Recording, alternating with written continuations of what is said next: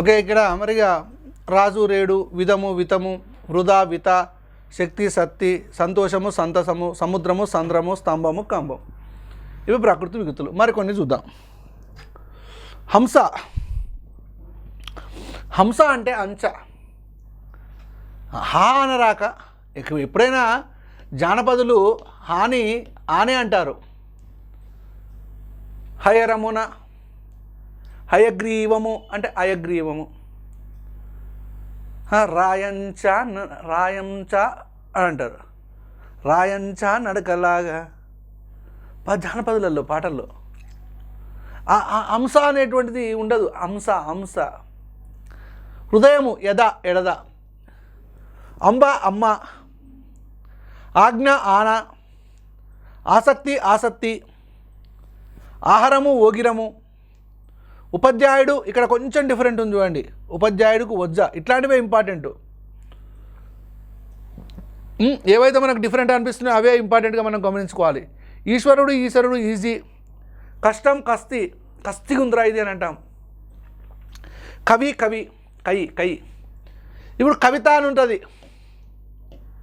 కవితని జానపదులు ఏమంటారనంటే కైత కైత కైత. మా పక్కింటి అమ్మాయి పేరు కవిత. మా అమ్మకు కవిత అనరాక కైత కైత అని అంటుంది. కైత పిల్ల అని అంటుంది. అంటే ఇట్లా కవి అంటే కై, కాష్టం అంటే కస్తి. ఇవన్నీ ప్రకృతులు, ఇవన్నీ వికృతులు. ఇందులో అన్నీ సులభంగా గుర్తించేటువంటి వీలుగానే ఉన్నాయి. మనం ఏవైతే మనం కష్టతరంగా ఉన్నాయో వాటిని 1-2 సార్లు ప్రాక్టీస్ చేసుకుంటే సరిపోతుంది. తర్వాత కవిత, కైత ఇంతకుముందు చెప్పాను. కవి కై, కవిత కైత. కాగితము కాగితము, ఇక్కడ డిఫరెంట్ అయింది చూడండి. కావ్యము కబ్జం కబ్జం. కార్యము అంటే కర్జము, కార్యము అంటే కర్జము, కావ్యము అంటే కబ్జం. దాన్ని గమనించాలి. కుడియము గోడ, ఇది కొంచెం డిఫరెంట్ ఉంది. యాక్చువల్గా సంస్కృతంలో కుడియము అంటే కుడియహ, కుడియహ సంస్కృతంలో. దీని నుంచి ప్రకృతి ఏంటిది? కుడియము. వికృతి ఏంది? గోడ. కుడియము గోడ. కులము కులం. మీది ఏ కులం? మీది ఏ కులం? మేము కాపులండి. మీదే కులం అండి? మేము నాయుడులండి. మీదే కులం?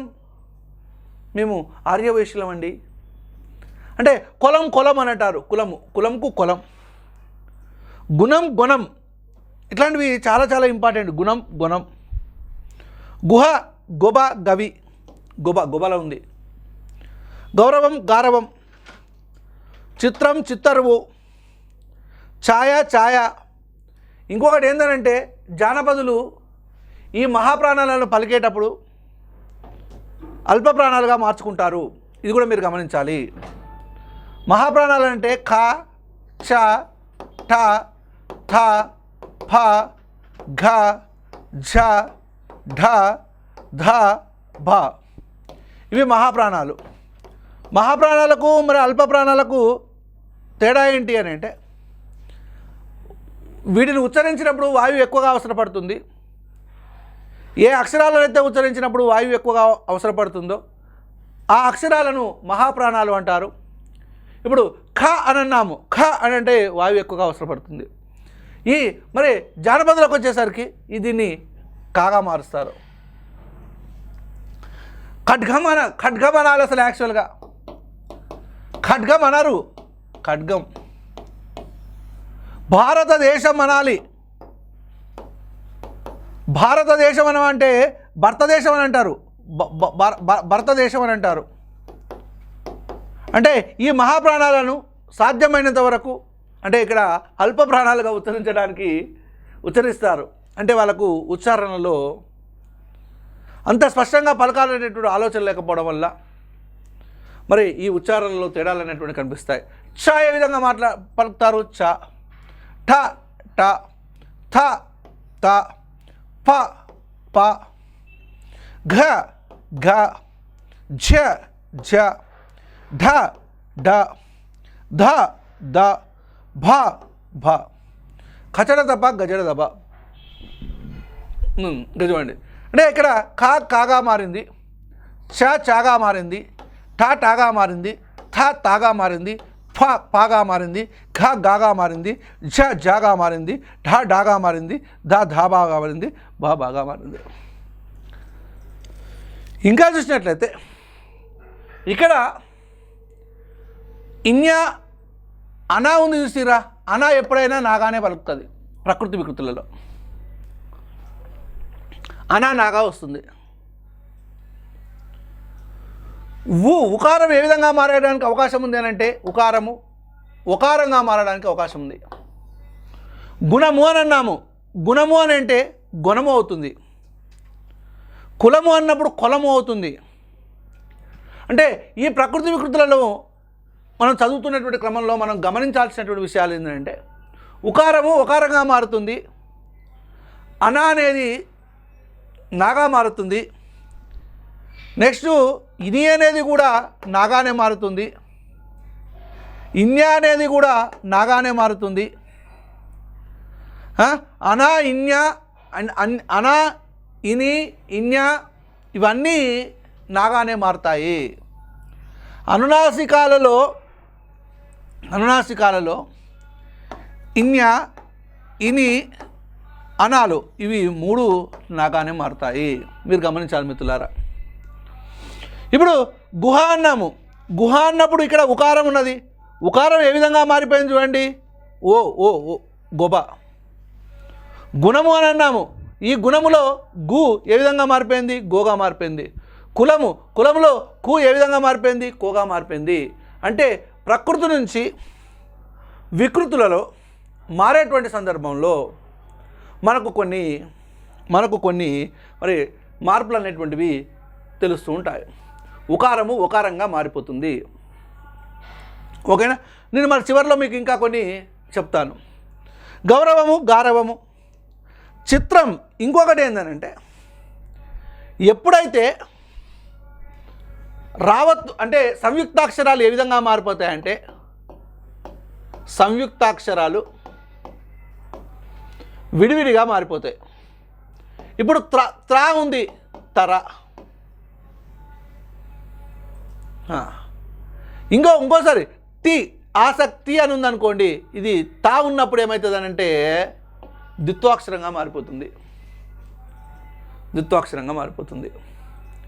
ఇట్లాంటివన్నీ మనము గమనించాల్సినటువంటి అవసరం. ఇప్పుడు ఛాయ అని అన్నాము. ఛాయ ఏ విధంగా మారిపోయింది, చ అంటే ఇక్కడ మహాప్రాణం అల్పప్రాణంగా మారింది. భారతదేశం అంటే భారతదేశం అని అంటారు. మనం ప్రతిరోజు ప్రతిజ్ఞ చదివేటప్పుడు భారతదేశం నా మాతృభూమి అనాలి. కానీ భారతదేశం నా మాతృభూమి, భర్తీలందరూ నా సహోదరులు అంటారు. భారతదేశం కాదురా నాయన, భారతదేశము. భారతదేశం మన జన్మ ప్రదేశం, భారతఖండం ఒక అమృత భాండం. మా పాటలు చదువుకుంటాం, దేశభక్తి గేయాలను చదువుకుంటాం. నిర్మల సుర గంగాజల సంగమ క్షేత్రం, రంగుల హరివిల్లులు విలసిల్లిన నిలయం, భారతదేశం మన జన్మ ప్రదేశం, భారతఖండం ఒక అమృత భాండం. ఎందుకు వాడారు ఈ పాట? మన పాటలు ఉన్నాయా? అక్కడ ప్రొనౌన్సియేషన్ ఉచ్చారణ చూడడం కొరకు. భారతదేశం మన జన్మ ప్రదేశం, భారతఖండం ఒక అమృత భాండం, భాండం భాండం అనాలి కానీ భాండం అనొద్దు. అర్థమవుతుందా? ఇట్లా మనకు కొన్ని మార్పులు చేర్పులు అనేటువంటివి జరుగుతుంటాయి. ఇంకా చూసినట్లయితే జాగ్రత్తగా గమనించాలి. ప్రకృతి వికృతిగా మార్పు చెందేటువంటి క్రమంలో తప్పనిసరిగా వర్ణాగమం అనేటువంటిది జరుగుతుంది. వర్ణాగమము అంటే వర్ణాగమం అనేటువంటిది తప్పనిసరిగా జరుగుతుంది. వర్ణాగమం అంటే ఏంటి సార్?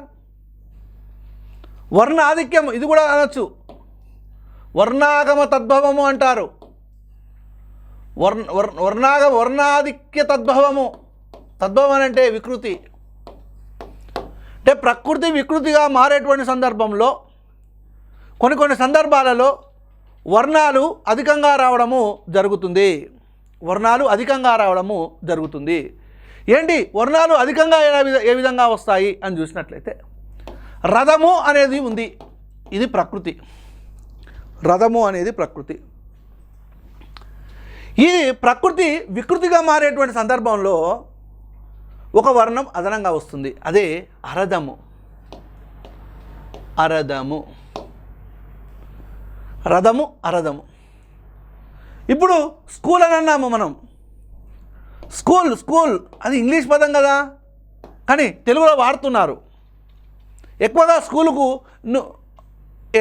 ఏరా అబ్బాయి ఎక్కడికి వెళ్తున్నావురా? స్కూల్కి వెళ్తున్నానండి అని అంటారు, కానీ పాఠశాలకు వెళ్తున్నాను అని అనరు ఎవరు. అదే మన వాడుక భాషలో ఒక పదంగా మారిపోయింది స్కూల్. ఈ స్కూల్ని ముస్లిం వాళ్ళు, మహమ్మదీయులు ఏమైనా వాడతారని అంటే ఈ స్కూల్ అంటారు.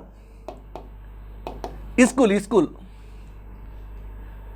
ఎక్కడికి వెళ్తున్నావురా? ఈ స్కూల్కి వెళ్తున్నాను అంటారు. అంటే ఇక్కడ ఒక వర్ణము అదనంగా చేరింది. అంటే ప్రకృతిలో ఉన్నటువంటి వర్ణాల కంటే వికృతిలో ఒక వర్ణం అదనంగా చేరడాన్ని ఏమంటారు అంటే వర్ణాగమ వికృతి లేదా వర్ణాగమ తద్భవం అని అంటారు. ఓకే, ఇట్లా స్కూల్ ఈ స్కూల్. ఎక్స్ట్రా అంటాము. ఎగస్ట్రా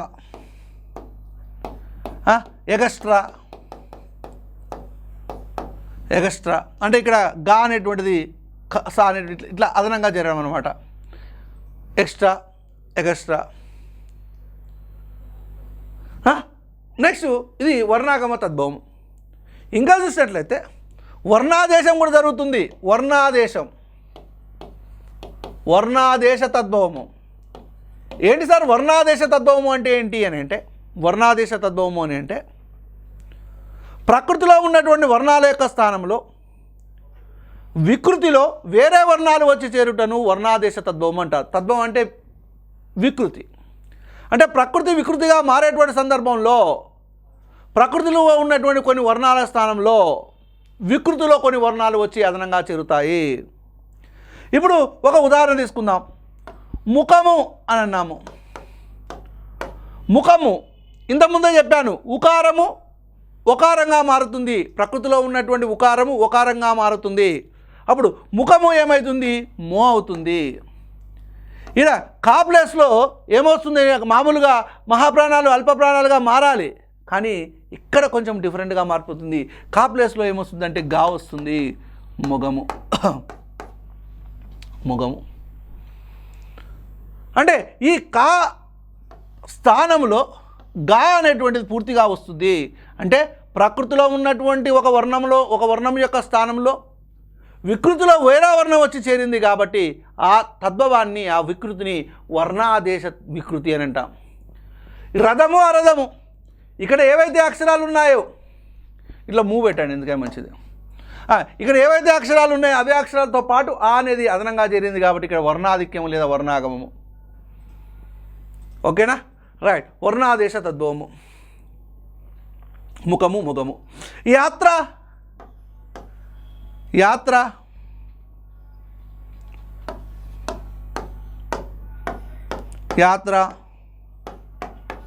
జాతర. యా ప్లేస్లో జా వచ్చింది. చూడండి, త్ర అనేది తరగా మారింది. దాన్ని అట్లా మారడాన్ని స్వర విభక్తి అని అంటాము. సంయుక్తాక్షరాలు విడివిడి అక్షరాలుగా విడిపోవడాన్ని, సంయుక్తాక్షరం విడిపోవటను ఏమంటామంటే స్వర విభక్తి. అంటే స్వరాలు విభజించబడము స్వర విభక్తి అని అంటాం. యాత్ర, జాత్ర, ఇట్లా మనము చెప్పుకోవచ్చు. భాష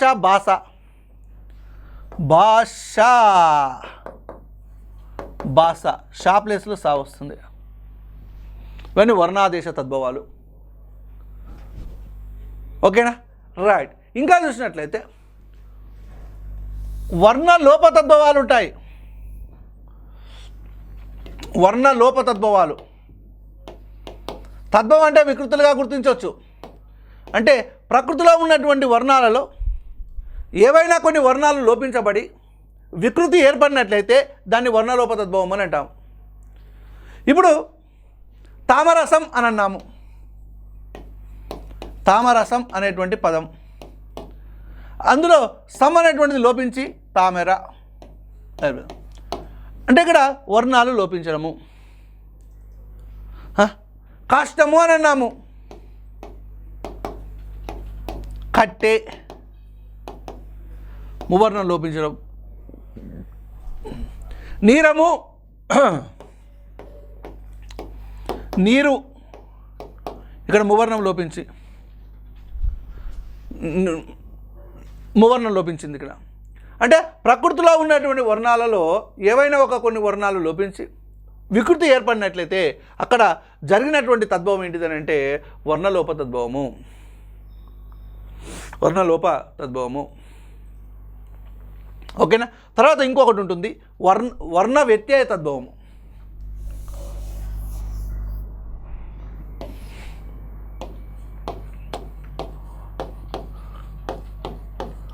వర్ణ వ్యత్యయ. వ్యత్యయము అని అంటే ఇన్ ఇంగ్లీష్ ట్రాన్స్పోజ్.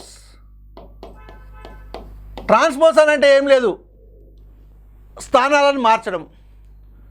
మన గణితశాస్త్రంలో మ్యాట్రిసెస్లో వ్యత్యయ మాత్రిక అని ఉంటుంది. Transpose matrix in English. అంటే కాలమ్స్ని రోస్ను కాలమ్స్గా మారిస్తే దాన్ని ట్రాన్స్పోజ్ అని అంటాం. అడ్డు వరుసలు నిలువు వరుసలుగాను, నిలువు వరుసలను అడ్డు వరుసలుగా మార్చితే దాన్ని ట్రాన్స్పోజ్ వ్యత్యయ మాత్రిక అని అంటాం. అదే ఏ అనేటువంటి మాత్రిక యొక్క వ్యత్యయ మాత్రిక A transpose. A matrices transpose is A transpose. That is a mathematical అంటే పరిభాష, వొకాబులరీ. Okay right. ఇక్కడ వ్యత్యయము అని అంటే వర్ణాల యొక్క స్థానాలు మార్చడం. వర్ణాల యొక్క స్థానాలు మార్చడము. ప్రకృతిలో ఉన్నటువంటి వర్ణాల యొక్క స్థానాలు వికృతిలోకి వచ్చేసరికి మారిపోవడము. ఇప్పుడు ఒక ఉదాహరణ తీసుకుందాము. కక్ష అని అన్నాము. కక్ష ఏ విధంగా మారిపోతుందంటే చంకగా మారిపోతుంది. ఈ కక్షలో కా అనేటువంటిది మొదటి వర్ణం అయితే ఈ చంకకు వచ్చేసరికి రెండో వర్ణం అయిపోయింది. అంటే మొదటి స్థానంలో ఉన్నటువంటి కా వికృతికి వచ్చేసరికి రెండో స్థానంలోకి వచ్చింది. అంటే ప్రకృతిలో ఉన్నటువంటి వర్ణాల యొక్క స్థానాలు తారుమారయ్యాయి. పారావతం. పారావతం. పావురం. పావురం. ఇక్కడ పా ఒకటో ప్లేస్లో ఉంది, ఇక్కడ కూడా పా ఒకటో ప్లేస్లోనే ఉంది. వా మూడో స్థానంలో ఉంది, ఇక్కడికి వచ్చేసరికి రెండో స్థానంకి వచ్చింది. రా ఇక్కడ రెండో స్థానంలో ఉంది, ఇక్కడికి వచ్చేసరికి మూడో స్థానంలో ఉంది. పరావతం పావురం. వర్ణ వ్యత్యయ తద్భవము. అంటే ఈ ప్రకృతిలో ఉన్నటువంటి వర్ణాల యొక్క స్థానాలు తారుమారయ్యి వికృతి ఏర్పడినట్లయితే దానికి వర్ణ వ్యత్యయ తద్భవం అనేటువంటి పేరు మనకు ఉన్నది. అంటే ఇక్కడ మనం ఒకటి గమనించాలి. ప్రకృతులను వికృతులుగా మారేటువంటి క్రమంలో ఇవన్నీ మార్పులు అనేటువంటి సంభవిస్తాయి. చాలా వరకు ఎక్కడైనా ఎట్లా ఉంటుందని అంటే ఇది ప్రకృతి వికృతి. రా నాయన గట్ల నేర్చుకుంటే ఏమొస్తుంది రా నాయన, నీకు ఎక్కడ మార్పు జరుగుతుంది అది తెలవాలి. అసలు ప్రకృతి అంటే ఏందో తెలియదు, వికృతి అంటే తెలియదు. ప్రకృతి అసలు తెలుగు భాషలో ఎందుకు ఏర్పడ్డది, అసలు వికృతి అనేది ఎందుకు ఏర్పడ్డది అనేది తెలవాలి మనకు ముందుగా. అరుపులు కేకలు కాదు, సబ్జెక్టు ముఖ్యం, గుర్తుపెట్టుకోండి. అరుపులు కేకలతో ఉద్యోగాలు రావో, సబ్జెక్ట్ నేర్చుకుంటే ఉద్యోగాలు వస్తాయి, గుర్తుపెట్టుకోండి. రైట్, కొన్ని ఉదాహరణలు చూద్దాం. జ్యోతి. ఇక్కడ చాలా వరకు సంయుక్తాక్షరాల్లో యకారము అనేటువంటి యావత్ అనేటువంటిది వచ్చినప్పుడు లోపం జరుగుతుంది. జానపదులు మాట్లాడేటువంటిది జ్యోతి. దోషం షా ప్లేస్లో సా వచ్చింది. ఇక్కడ వర్ణాదేశ తద్భవం ఇది. ధర్మం ఇక్కడ సంయుక్తాక్షరము ద్విత్వాక్షరంగా మారింది. నిద్ర ద్ర సంయుక్తాక్షరం. రావత్తు ఉంటే ఒక్కటే గుర్తుపెట్టుకోండి, రాతో కూడుకున్నటువంటి రేఫముతో కూడుకున్నటువంటి సంయుక్తాక్షరము ప్రకృతిలో వచ్చినట్లయితే ఆ సంయుక్తాక్షరము విడిపోతుంది, విడివిడి అక్షరాలుగా విడిపోతుంది, స్వర విభక్తి జరుగుతుంది. స్వర విభక్తి. సంయుక్తాక్షరము వర్ణాలుగా విడిపోవడాన్ని ఏమంటారు అని అంటే స్వర విభక్తి అని అంటాం. ఓకేనా? ఎప్పుడైనా కానీ క్ష వస్తే అది ద్విత్వాక్షరంగా మారిపోతుంది. పక్షం పక్క, పక్కం. పక్షి పక్కి, ఇక్కడ కూడా చూడండి, పక్షి పక్కి. పంక్తి అంటే వరుస, బంతి. పట్టణం, ఇంకా చూడండి ఇక్కడ అనా వస్తే నా వస్తుందని చెప్పాను నేను ఆల్రెడీ, పట్నం. పుణ్యం, ఇక చూడండి అనా ప్లేస్లో నా, పుణ్యం. పుష్పం పువ్వు, దీంట్లో మార్పు ఏం లేదు, డైరెక్ట్ పదమే మారిపోయింది, పుష్పం పువ్వు. అంటే ఇక్కడ మార్పు ఎక్కడ జరుగుతుంది, ఎట్లా జరుగుతుంది, వాటిని మనం గమనించుకోవాలి. కానీ బట్టీలు పట్టుకుంటూ పోతే మాత్రము సబ్జెక్ట్ రాదు, ఉద్యోగం రాదు. అర్థమైందా మిత్రులారా? తర్వాత ప్రాణం. నా ప్రాణమా, రైట్. ప్రాణం, ఎవరి మీద ప్రాణం? ఈ ప్రాణంలో రా అనేది ఎగిరిపోయింది, పాయింది. అన అనేది నాగా మారింది, పానం అయిపోయింది. నా పానము ఏమాత్రం బాగోలేదు, జర ఆసుపత్రికి తీసుకెళ్ళరా అంటారు. అవునండి, నా పానం ఏం బాగలేదు, నా పానం ఏమీ బాగులేదు అని అంటారు. ప్రాణం కంటే ఈ రావత్తుని పలకడంలో కొంచెం ఇబ్బందిగా ఫీల్ అవుతారు జానపదులు. బంధువు, ఇక్కడ మహాప్రాణం అల్ప ప్రాణంగా మారింది. భాషలో షా అనేది సాగా మారింది, వర్ణాదేశం అయింది. ఇక్కడ పా అనేది మహాప్రాణము అల్ప ప్రాణంగా మారింది. భిక్షం, ఇక్కడ మహాప్రాణము అల్ప ప్రాణంగా మారింది. క్ష అనేది, ఈ క్ష అనేటువంటి సంయుక్తాక్షరము క్షం అనేటువంటి ద్విత్వాక్షరంగా మారింది. క్ష అనేది సంయుక్తాక్షరమేనమ్మా, అది అక్షరము కాదు. అంటే అక్షరం అని అంటే మనకు వర్ణమాలలో ఉన్నటువంటి క్ష రౌతి అని చదువుకుంటాం, కానీ సంయుక్తాక్షరమే. ఖ ష్ ప్లస్ ఆ, ఇవి వర్ణాలు. భక్తి, ఇక్కడ మహాప్రాణము అల్ప ప్రాణంగా మారింది.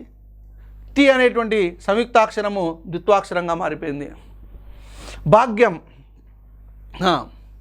మహాప్రాణం అల్పం ప్రాణంగా మారింది. ఇక్కడ సంయుక్తాక్షరము ద్విత్వాక్షరంగా మారింది. ఈ ద్విత్వాక్షరం సంయుక్తాక్షరం అంటే ఏం లేదండి, ఒక హల్లు కింద వేరే హల్లు ఒత్తుగా వస్తే సంయుక్తాక్షరం. ఎందుకు ఆల్రెడీ మీరు చెప్పట్లేరు ఏంది సార్ అని అంటే, మళ్ళీ వర్ణమాల టాపిక్లో మనము ఈ సంయుక్తాక్షరాలు ద్విత్వాక్షరాల గురించి తెలుసుకుంటాం. అయినా కానీ చెప్తున్నాను, డోంట్ వర్రీ. కాకు అదే హల్లు ఒత్తుగా చేరినట్లయితే దాన్ని ద్విత్వాక్షరం అంటారు, ద్విత్వాక్షరం. ఓకే. భాగ్యము బ్రహ్మ బొమ్మ, ఇక్కడ సంయుక్తాక్షరం ద్విత్వాక్షరంగా మారిపోతుంది. ముక్తం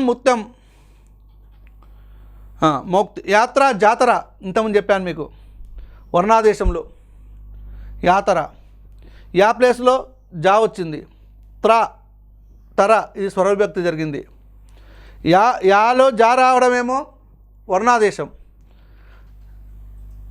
సంయుక్తాక్షరము విడిపోవడము స్వరవిభక్తి. లక్ష్మి లచ్చి, ఇది అందరికీ తెలిసిన ముచ్చటనే, Lakshmi Lacchi. Okay, right. Next లేక. ఈ కా అనేది మహాప్రాణం కాగా మారింది, అల్ప ప్రాణంగా మారిపోయింది. రత్నం, ఇక్కడ తన స్వర విభక్తి జరిగింది. ఇక్కడ ఒకటికి 4 సార్లు చెప్తున్నా స్వర విభక్తి అని, ఎప్పుడైనా వచ్చినప్పుడు మనకు గుర్తించడానికి వీలుగా స్వర విభక్తి. రాజు రేడు, దీనిలో మరి పదమే మారిపోయింది కాబట్టి దీన్ని మీరు గుర్తించాలి. రాశి రాశి వర్ణాదేశం.